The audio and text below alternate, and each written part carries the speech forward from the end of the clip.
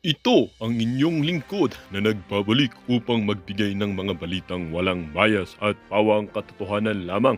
Ito ang Bayang Pinas. Ang isyong ito ay naging usap-usapan sa buong bansa at iba't ibang social media platforms. Tila ba itong si Congressman Abante, ang representative ng 6th District ng Metro Manila ay uminit ang ulo dito kay VP Sara dahil sa paulit-ulit na kanyang sagot sa OVP to 2025 hearing budget. Tira ba sinabing sirang palaka daw umano at paulit-ulit na lamang ang sagot ni VP Sara sa isang hearing niya dito sa OVP or sa ang hearing niya sa isang public hearing. Dito nga natin makikita na itong si Pastor Congressman Obante ay tila napuno dahil dito kay VP Sara na tinagurian pa naman daw na Vice Presidente ngunit hindi marunong sumagot sa kanyang or sa sumagot sa tinatanong sa kanya. Tila ba isang nakakagulantang na pangyayari ang nangyari dahil itong tinaguriang most controversial na preacher dito sa ating bansa. Dito nga natin makikita mga kapatid na kahit pala ikaw ay isang pastor ay pwede ka pa rin palang mag-angas or pwede ka pa rin talagang maubusan ng galit or maubusan ng pasensya kapag ganito mga tao ang iyong kausap. Well, hindi rin naman natin may kakaila or maitatanggi na itong si VP Sara ay sinasagot niya lang kung ano ang dapat na kanyang sagutin. Ngunit ang mga kongresistang ito na tulad ni Abante, Castro at itong si Manuel na ito ay tila ba hindi makaintindi dahil paulit-ulit din naman ang kanilang mga sinasabi. Dito nga natin makikita kapatid, mga kaibigan at mga kabayan na itong si VP Sara Duterte ay gusto talaga nilang paalisin sa kanyang upuan dahil daw umano sa pinaggagawa ng kanyang ama na si former President Rodrigo Roa Duterte noong kanyang administrasyon. Ngunit ito ang katanungan mga kabayan, bakit ba natin ipinupukol or bakit ba natin ipinupunta ang galit natin kay VP Sara Duterte hindi niya naman kasalanan ang mga ginawa ng kanyang ama. Kung mayroong dapat sisihin ay itong si kanyang ama na si former President Rodrigo Roa Duterte, hindi si VP Sara na ginagawa lang naman ang kanyang trabaho bilang pangalawang presidente ng ating bansa. Para nga sa kabuang detalye ay panoorin na lamang ang buong video at salamat na rin sa ating mga solid viewers dyan sa walang sawang pagsuporta. At kung bago naman sa ating channel ay syempre huwag kakalimutang mag-subscribe, pindutin ang notification bell at piliin ang all upang laging maging updated sa mga balitang bago, totoo at walang bias dito sa channel ng Bayan, ang Bayang Pinas. Huwag din kakalimutang mag-iwan ng like at ishare ang ating mga video.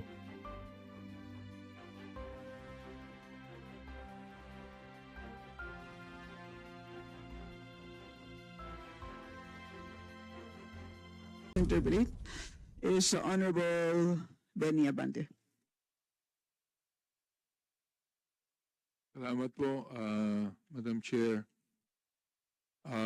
Sana po ay matapos na po ito para masimulan na po natin yung budget ng Ombudsman na po. But anyway, palagay ko po ay alam na po ng taong bayan ang mga nangyayari sapagkat karamihan po ng ating mga colleagues ay nagtanong na tungkol sa confidential fund. Pero gusto ko lang pong tanungin si Madam Vice President, if the representatives of the people, like this House, has all the right to scrutinize the budget of any agency. Madam Chair. Madam Vice President. Madam Chair, is it a question? I think it's directed to the House. No, I'm asking you the question, Madam Chair. I'm asking the question to the resource speaker if she believes that this House, being the representative of the people, has the right to scrutinize the budget of any agency.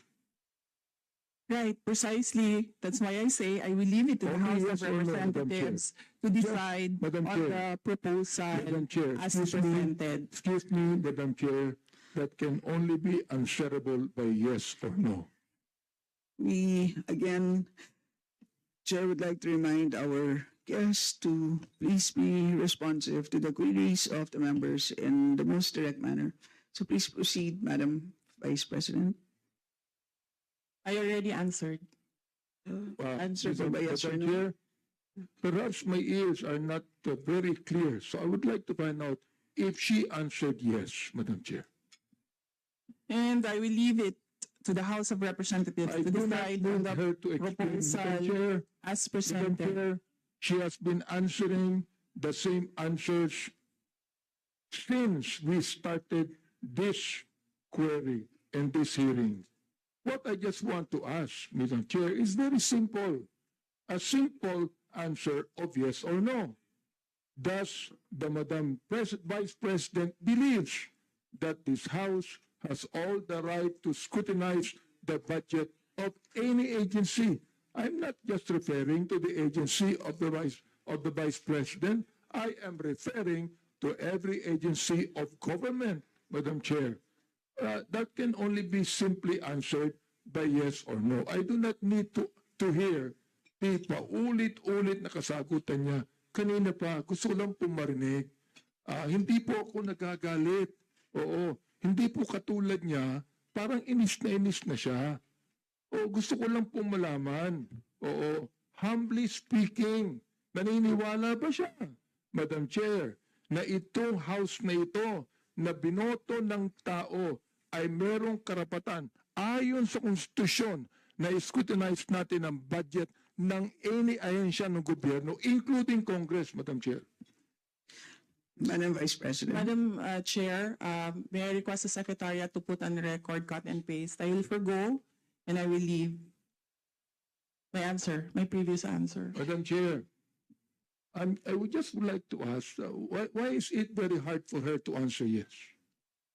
I'd like to ask, why is it, Madam Vice President, why is it so hard for you to answer yes when you know that the answer should be yes? Why do you have to explain? Why do you have to explain? We're simple people here. I'm not even a lawyer. You are a lawyer, Madam Chair. So, this is a simple question of a simple Filipino. Meron po bang karapatan ang House na ito na scrutinize ang budget ng bawat ahensya ng gobyerno? Yun lang po ang tanong ko. Pwede pong sagutin ito ng yes or no. Kung yes, salamat. Kung no, edi salamat din. At least nalaman ng taong bayan. Madam Vice President. Madam Chair, I will forgo the opportunity to defend the OVP 2225 Madam Chair, I do not by need question an and answer. explanation I of will the leave it answer, to the Madam House Chair. of Representatives Madam Chair, to decide. Madam if Chair, Order, please. Point of order, Madam Honorable Chair. Abante, you may proceed. I do not need her to explain, please. You have been giving the same answer for hours. The same answer for hours. Alam ko naman po ang pagnanais nyo, why you answer the same for hours. Ngayon po, iba naman ang tanong ko. Ang tanong ko ito, tatanungin ko uli, Madam Chair, meron po bang karapatan bilang mga representante ng taong bayan sa bawat distrito at party list na mag-scrutinize ng budget ng bawat ahensya ng gobyerno? Hindi po natin pinag-uusapan dito ang confidential fund. Ang pinag-uusapan po natin budget. Madam Chair, before you answer, the gentleman wishes to have a direct answer, either yes or no. Are you going to provide a direct answer? Honorable Abante? So, what is the answer? I asked whether our Madam Vice President will provide a direct answer to your query, and the answer is no. May I know why? Madam Vice Madam President? And her answer is no as well. I don't think that would be the right answer, Ms. The question is, may I know why? And her answer is no. Would that be the right answer to the question why? Madam Vice Madam Chair. President, do you wish to comment? Madam Chair, hindi dahil hindi niyo gusto yung mga sagot ko, hindi niyo gusto yung manner ng pagsagot ko, at hindi niyo gusto ang mga sinasabi ko, hindi ibig sabihin na Madam Chair. hindi ka sinasagot Madam Chair, ang mga point of tanong. order. Yes, Honorable Mali po Abante. yata ang sinasabi niya, hindi niyo gusto. Hindi yung niyo. Madam Chair, huwag niyong isali dito ang aking mga kasamahan dito. Ako ang nagtatanong. Sabihin mo sa akin, hindi ko gusto ang tanong mo. Yun lamang ang dapat niyang sabihin sa akin. Sapagkat hindi ko rin gusto ang sagot niya. Madam Chair, ganun lang. Oo. Ano po ang sagot niya? Madam Vice President, do you wish to? Madam Chair, Answer. there's no question. The Honorable Abante is asking for a question, for a response. Ano po ang sagot niya? Yan ang huli po niyang sinabi. I request that the question be repeated. Honorable Abante, kindly The repeat answer- your question, not the- to be The answer is what? included in your time. To please repeat your last question. Ito po, ang tanong ko kanina, meron po bang naniniwala po ba ang ating Vice President na meron pong karapatan ang mga representante ng taong bayan, ng mga distrito at mga party list na scrutinize po namin ang budget ng bawat ahensya, hindi po lang ahensya niya, ng bawat ahensya ng gobyerno. Yes o no lang po ang sagot yan. Ang tanong ko po, Madam Chair, kanina ayaw niya sumagot. Ang sagot niya, ayaw niya sagutin. So ang tanong ko ito, may I know why? Ang sagot niya, no. Aba, Madam Chair, hindi po ako masyadong expert mag-English, pero palagay ko po naman, yung pong tanong na may I know why, palagay ko hindi po tama yung sagot na no. Madam Vice President. Madam Chair, palagay ko. So that explains it. It is his opinion. Madam Chair, It's up to you. You are Madam the Chair. presiding officer. Madam Chair, hindi ko po opinion yun. Nakalagay po sa konstitusyon yun tulad po ng Vice President natin. Naniniwala po siya sa mandato niya bilang Vice President. Naaayon sa konstitusyon. Gayon din po ang mandato natin dito na meron tayong karapatang mag-scrutinize ng budget ng anumang ahensya ng gobyerno ayon sa konstitusyon. Ang tanong ko sa kanya, naniniwala ka ba doon? Madam Vice President. Madam Chair, umikot na po tayo. Bumalik na tayo sa simula. Natapos na yon, nasagot na. Ang sinabi, palagay ko, hindi iyan ang tamang sagot. Kung hindi niya gusto yung sagot ko, hindi ibig sabihin na hindi ako sumagot. Madam Chair, palagay ko, hindi po siya sumagot sapagkat inuulit lamang niya ang sinabi niya. O ito po ang gusto kong tanungin sa kanya. Pwede ba, Madam Chair, pakiulit mo yung sagot mo na isinasagot mo ng paulit-ulit kanina pa, Madam Chair. Gusto ko lang ulit marinig. Gusto ko lang ulit ma-record. Pakiulit mo lang ang sagot mo sa lahat ng mga tanong na tinatanong dito mula pa kanina. Madam Vice President. Madam Chair, I do not want to assume, so I would like to be clarified. Is this the OVP 2025 budget proposal or the confidential funds? Madam Chair, sinabi ko budget eh. Hindi ko sinabing confidential fund. Sinabi ko budget. Medyo mahina yata ang tenga ni Vice President eh. Sinabi ko budget eh. Hindi confidential fund. Sinabi ko na wala akong pakialam sa confidential fund. Ang pakialam ko ganito. Meron pang karapatan. Naniniwala ba siya na ang Kongreso ay merong karapatan mag-scrutinize ng budget ng anumang ahensya? Yun po ang tanong ko. Sagutin po niya yes or no. Ngayon, ayaw niya sagutin ng yes or no, sabihin niya sa akin ang sagot niya kanina ng paulit-ulit sa lahat ng mga tanong ng ating mga kulig.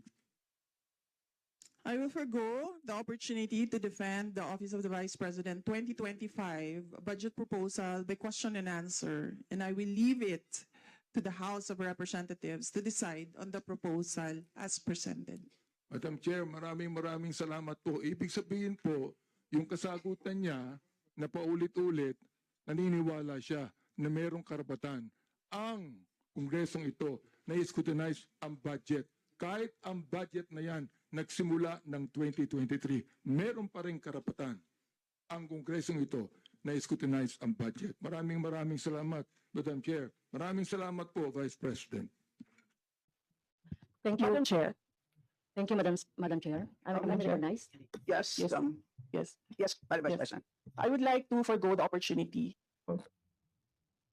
Kami po ay magsasabi din po ng aming mga katanungan. So with that, the Deputy Minority Leader, Madam Franz Chair. Castro, may now proceed. With all due I respect, will not Madam Chair. repeat my question every time, my answer every time there is a question. And may I seek permission that every time there is a question, that is my answer. Madam Chair, I will call you and you can Oh, do as you please. Okay ha, teka lang ha. But Teka I lang, recognize teka lang. Okay. And then, Madam Gusto ko kasi pakita yung attitude niya eh. Side. Yan. Dito tayo. Basahin natin kung Ang pagtatanong at Ah. pakikinig po sa sagot po ninyo ay napaka-importante pong input sa aming pong trabaho. So, yun po, kami po ay we will proceed to ask questions. Madam Chair, my answer for every question Okay. will be, I will forgo the opportunity to defend the budget of the Office of the Vice President. Okay. Kita nyo? Kung paano niya hawakin yung ballpen niya, palaban ba o hindi? Definitely, oo.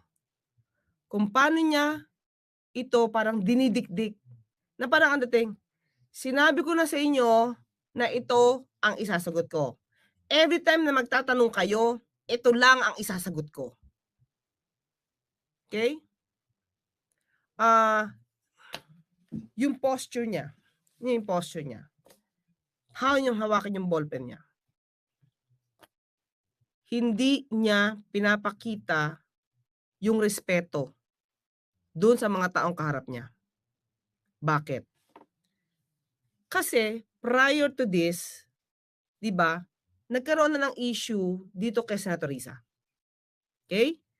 So with that, 'di ba, ang daming maraming mga vloggers, maraming mga parang nagkaroon ng opinion na, nako, mas lalong hindi ka uurungan ng mga taga-house. Lalo ka magigisa. Nandun yung thinking na eh. Di ba?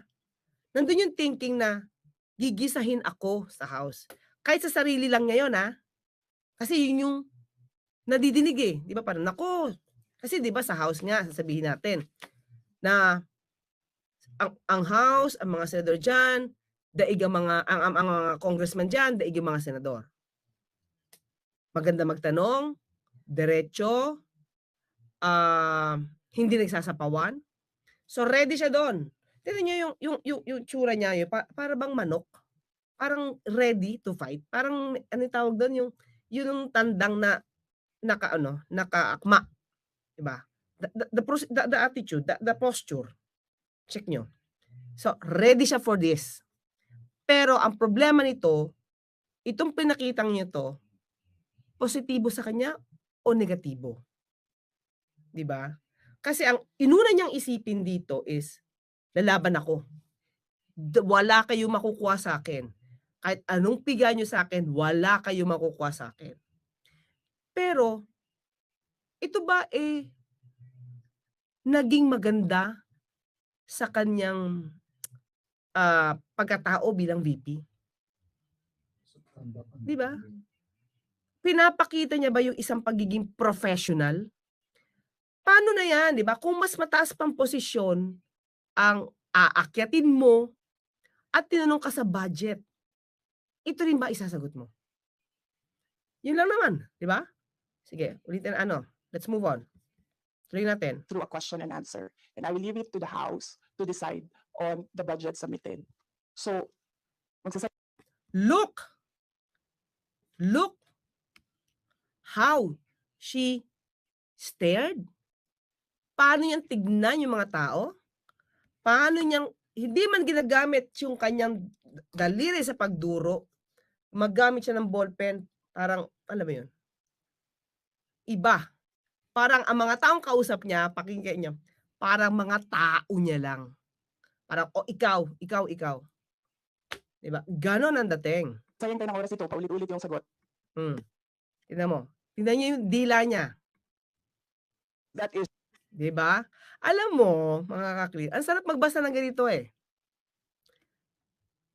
'Pag kayo tumitingin ng ganyan, tignan niyo agad yung muka. Tignan niyo yung kilos ng mga kamay. Palaban siya dito. At umpisa pa lang, gusto niya ipakita, masasayang ang oras niyo sa akin. Yan yun. Okay. Hindi siya friendly. Hindi hindi welcome ang anumang tanong dito sa kanya. is acceptable to us. Unless I hear any objection, Acceptable that is naman. acceptable to us. Because it is, I believe, karapatan din po ng bawat Pilipino na marinig po nila ang katanungan po ng 17 po na nakalista sa ngayon. Palagay ko, kung meron pong dadating dito, baka dumagdag po. Pero marami pong issues na hinaharap po tayo ngayon. Kayo po mismo, nakikinig po kami sa inyong speech po kanina, kahit na hindi po siya related po sa ating budget. Marami pong na-spark na mga tanong, kaya palagay ko, kaya nga sinabi ko kanina, ilimit natin ang mga tanong tungkol sa budget. So, yun po. So, kung kayo po ay binigyan po namin ng pagkakataon na i-share po ang insights, kami po ay magsasabi din po ng aming mga katanungan. So, with that, the Deputy Alam mo, mga ka-clear, kung bakit siya medyo nagugulat dito. Kasi, tandaan niyo yung nakaraang taon, binigyan siya ng parliamentary courtesy. Hindi siya tinanong ng ganito. Pero ngayon, binanggit nitong si Congresswoman Kimbo, mukhang 17.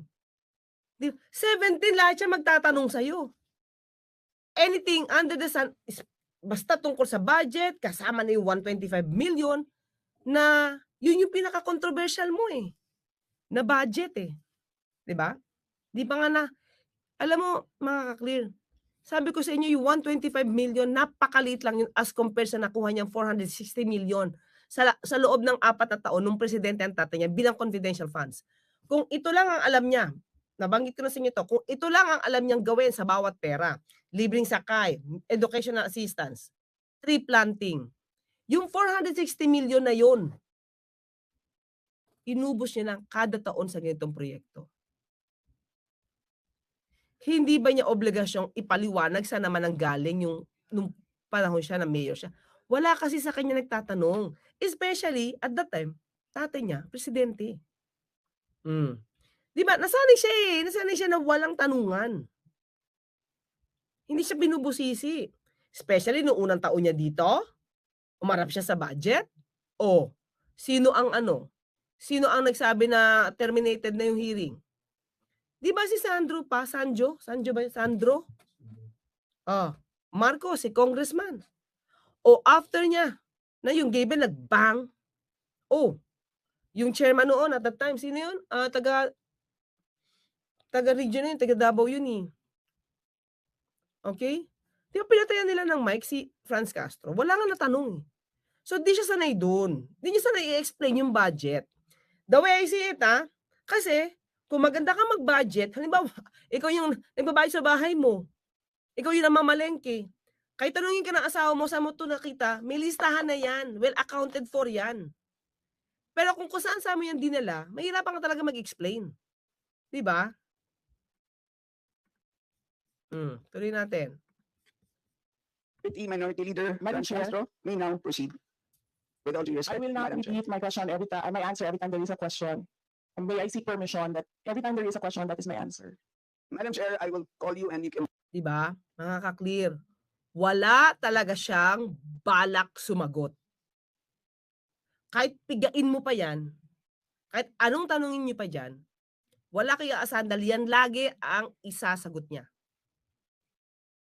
Sa akin, nakaka-clear. Hindi ba ito nakakahingal actually eh.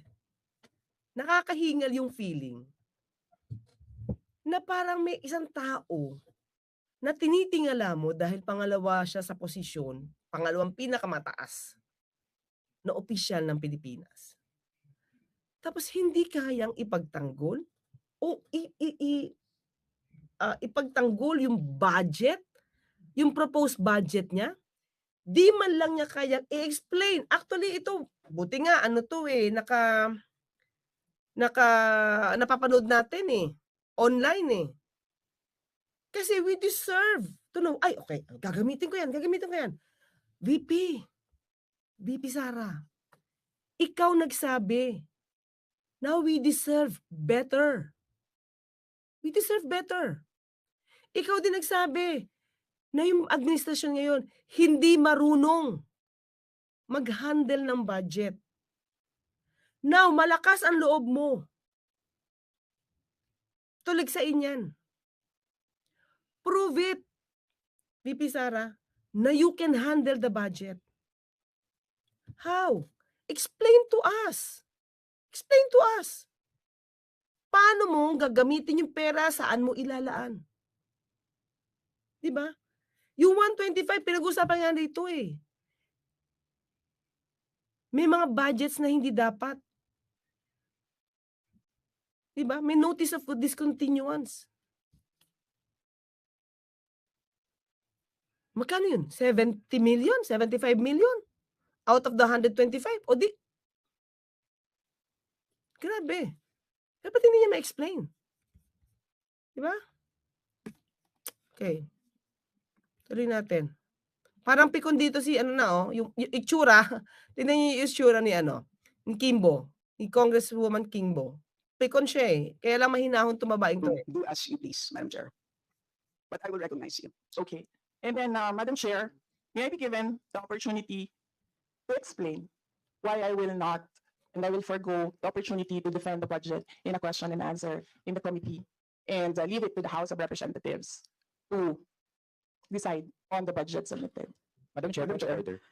Kasi po tapos na ang presentation time kanina, so that was the opportunity for the resource person para magsalita. So now we have formally entered the interpellation period. So mas mainam po na pakinggan na ng Vice Presidente ang tanong nating mga House members. Tama po. So, the Chair agrees with the Honorable Sir, Manuel.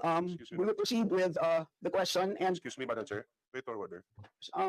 please wait to be recognized, sir. So, we will proceed That's my at this point point. of order, Madam Chair. And what is your point of order? May we know the rule on which your point of order is based?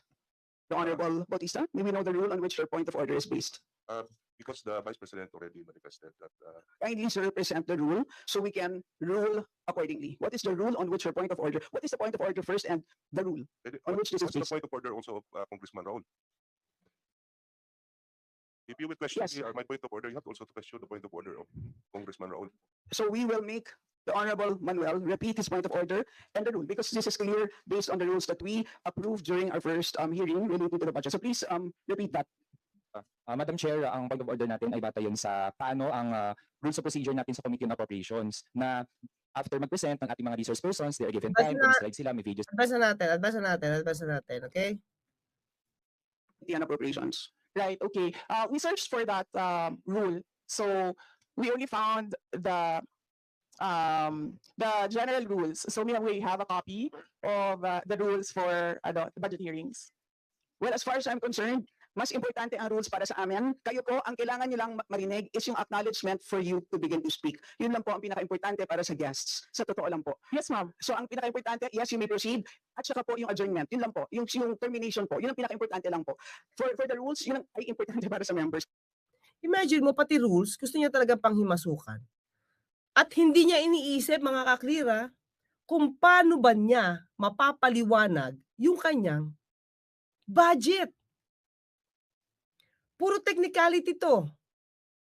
Diba? Nananektikal siya Si VP Sara. Sa atin kasi, hindi natin naman inaasahan na ganito. Siyempre, may mga pagkakataon na kahit sabi nga natin, may mga taong mga VP Sara, may mga taong hindi. Pero pro Sara o hindi pro Sara, lahat tayo, we deserve to know it. Saan mo gagastusin yung 2 billion pesos na hinihingi mo? Diba? But we may provide the copy to you. Yes, So ma'am. please proceed and answer the May we question. request a copy? Yes, absolutely. But Yes. please, there is a question. And do you want us to repeat the question? and we will not penalize you all the time. I don't, You can repeat the facts from the notice of disallowance. I don't need the to repeat Honorable the Franz. question. Yes, Honorable Franz Castro, you may repeat your question on the notice of disallowance, I believe. Yeah, tama, Madam Chair. So according to COA, the notice of disallowance is amounted to Notice of disallowance. Ayan na, kasi naka-report ito, 70 plus million ito na dapat hindi doon ginastos. 73,287,000 out of 125. At ito po, Madam Chair, yung mga breakdown ng mga disallowed na mga na mga purchases. So reward payment of 10 million, payment of rewards, various goods, 34.857 million, payment of rewards, medicines, 24.93 million, tables, chairs, desks, computer and printers, 3.5 million. So ang question, Madam Chair, so yung letter A, B, and C, so nakita naman natin nandoon yung sa joint circular. Mga clear, na-explain ko na before sa inyo to. Sana ma-recall nyo, no? Na di ba, finilag siya ng COA kasi hindi siya sumusunod sa procurement rules. Sa OVP to ha, hindi to sa DepEd. Bumili siya ng bumili, nagpagawa ng satellite offices. So, bumili siya ng bumili doon nang wala pang budget. Tapos, ang ginagawa nila, mga opisyalis dyan, inabunuhan daw nila yung pagbili ng mga appliances, mga furniture. Yun na nangyari doon. O, tapos ano sabi ng COA? Hindi pwede yan. Hindi pwede kayo mag-a-advance tapos to be reimbursed. Hindi yan according to the rules. O, di ba? Kung doon pa lang, di ba? Doon pa lang, malakas ang loob niya na oohan, na sige, bilhin na tayo, saka natin pa-reimburse. Nalabag sa batas. That's the reason why kailangan siyang busisiin. Kasi yung COA na flag na siya about this, parang 688 something thousand pesos yun eh. Di ba? Tapos di natin alam kung na-account na. Ang dami-daming pang in-account. Sabi ko nga, panahon pa lang na mayor siya, ang dami niya rin hindi ma-account nun. Ang dami niya ng COA flags. Okay? How about yung ito, no? How about yung mga tables, chairs, desktop, computer, na umabot po ito sa 3.5 million. So pwede bang maipaliwanag kung bakit ito pinurchase, Madam Chair? Madam Vice President. Madam Chair, I still request for the rules of the budget hearings. Okay, gusto mo sagutin ko, ma'am. Yes, Madam. This is a hearing of the budget of 2025. Nasaan dito ang confidential funds? Yung tanong niya, Madam confidential Chair. funds. Nasaan dito? Honorable Madam Franz, Chair, ito yung continuing, continuing questions pa natin noong 2024. Di ba? Ito lang yan, mga clear. Kung you're in good faith, wala kang tinatago, is it difficult for you to answer saan mo dinala yung 125 million? Kung in good faith ka. Ngayon, kanina nadinig naman niya na inaalaw ni Madam Chair yung mga tanong tungkol sa 125 million. Ibig sabihin, just be cautious, may paggalang, pagtatanong, nag-remind siya dyan eh. Si Madam Chair. So alam niya na pwede magtanong tungkol sa 125 million. Pero hinaharang niya. Siya mismo humaharang. Ayaw niyang sagutin. Ayaw niyang ipaliwanag sa taong bayan saan galing yung 125. Ang sasagot niya dito, nakapag-report na ako dyan, nasagot ko na yan. But in fact, this is the right venue to explain that. Okay, go. During the last budgets, hindi na ipaliwanag itong 125 million na alam naman natin na wala ito sa budget ng 2022. So, ito, Madam Chair, sa rule naman natin, lahat dito tinatanong no? So, according to the budget, whether it is in the past, kasi nakikita natin yung utilization noong mga budget, kahit na yung past years, ay pwede natin busisiin dito, Madam Chair. Tama ba ako, Madam Chair? I will agree with you, Honorable Franz Castro. You may proceed, Yes, Madam ma'am. Vice President. Yun yung sagot ko, ma'am. Nasaan ang topic natin dito at ang pinasubmit ninyo sa amin is the budget proposal of 2025. Where in the budget Oh, again, 'di ba? Kung ito ba magiging presidente? Sa akin lang kung magiging presidente ito. Ibig sabihin, lahat na nagastos mo noong nakaraan, hindi na pwedeng tanungin sa'yo? 'Di ba? Kasi ang report ko 2025 budget huwag niyong balikan yung 125 million. So, nung mayor kaya siya, ganito rin siya. Ganito rin kaya yung attitude niya. 'Di ba? Nakakapag-isip ka lang na maybe sa Davao, dahil wala namang question sa inyo, kayo yung pinaka-hari ng Davao, hindi talaga kayo sanay mag-report. 'Di ba?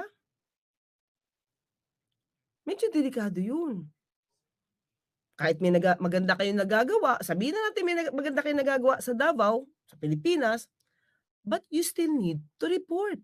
Lalo na 'to, ang sabi ni yung notice of disallowance, disallowed yung budget. Meron kasi doon makikita, kaya lang hindi ko napapakita, masyadong mahaba ito. May isang dito, may isang congresswoman na pinakita yung mga yung disallowed expenses, yung question expenses doon sa 125 million. Hindi din sinagot ni VP Sara.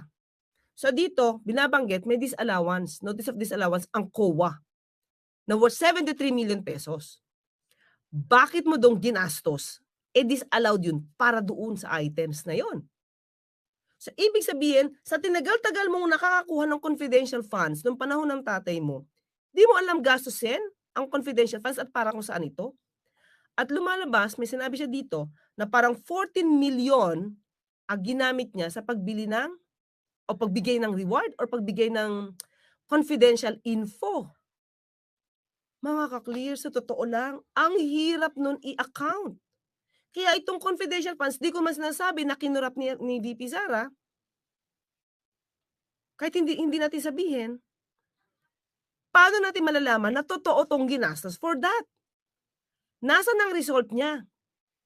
Tandaan natin na yung NTFL CAC, gawa to ng tatay niya nung panahon ng tatay niya. That's 2018 creation to ng tatay niya. At itong NTFL CAC na to, may sarili itong pondo. Malaki din. May confidential funds din ito.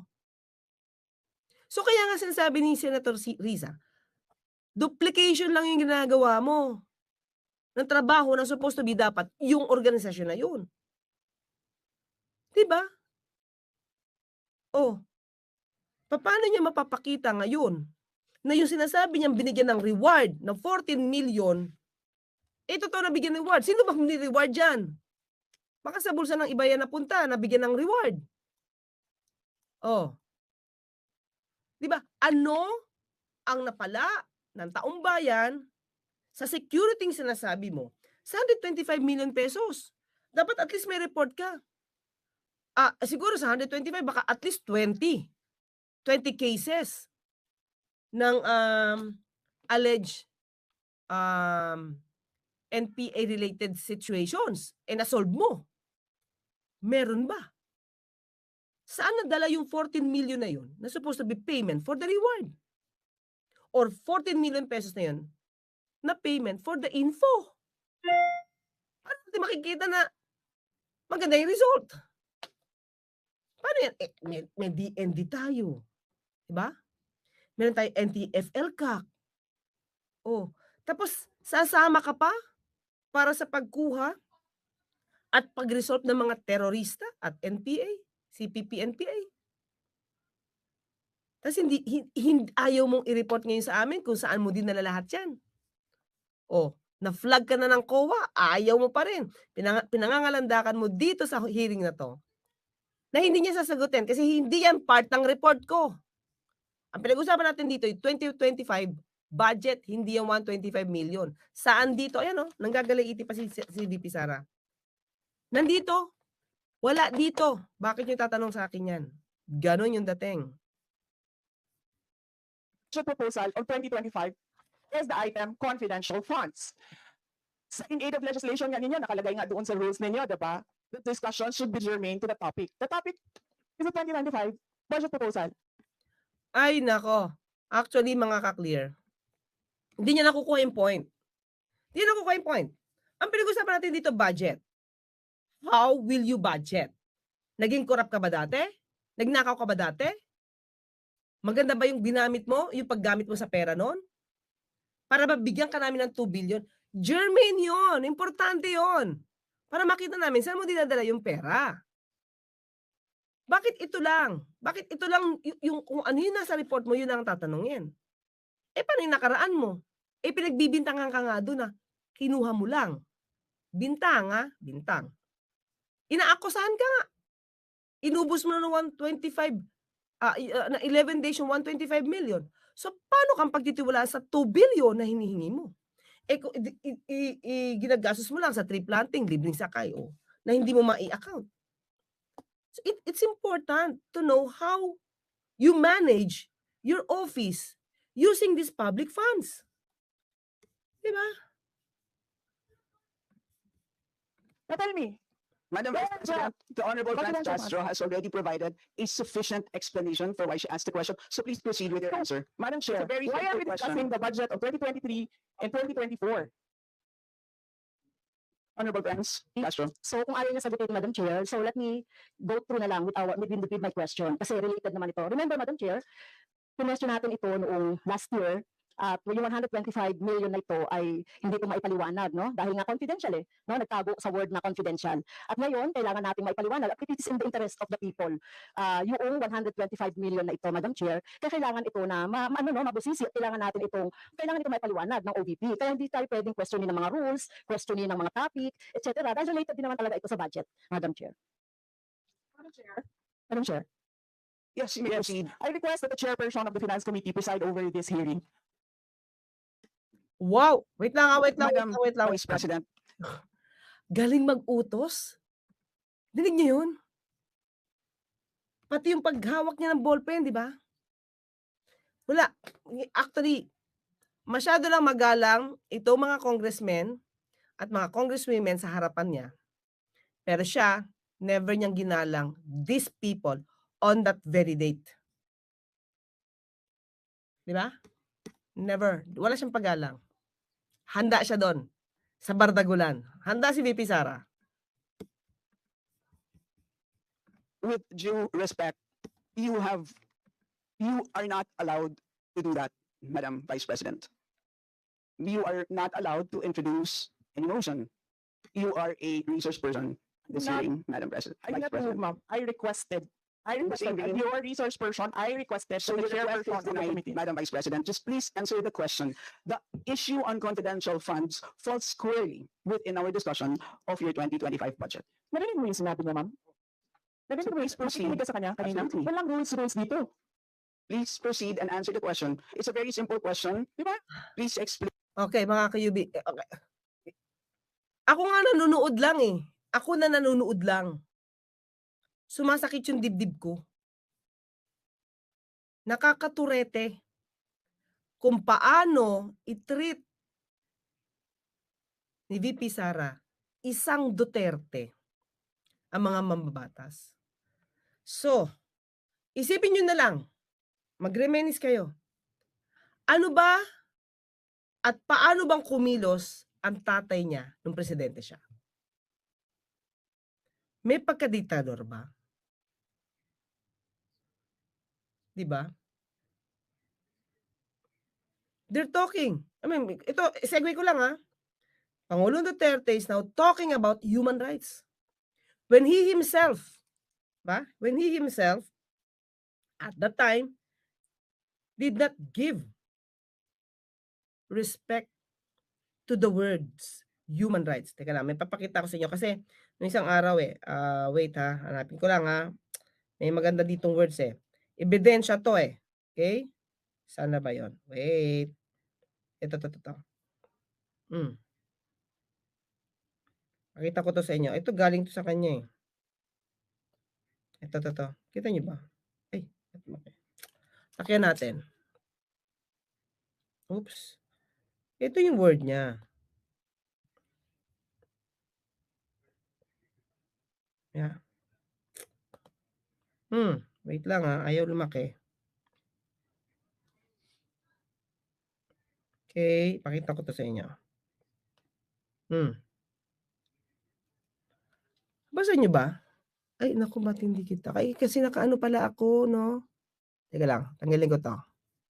Tanggalin ko muna yung aking pagka-blur. Virtual.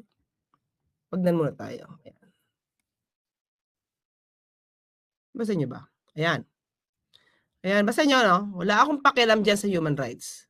Now, I'm telling the law enforcement, the uniformed personnel, do your duty. Do it in accordance with law. Pero be alert and be wise. Alam mo, counting, pagkakamali, bang, bang, bang.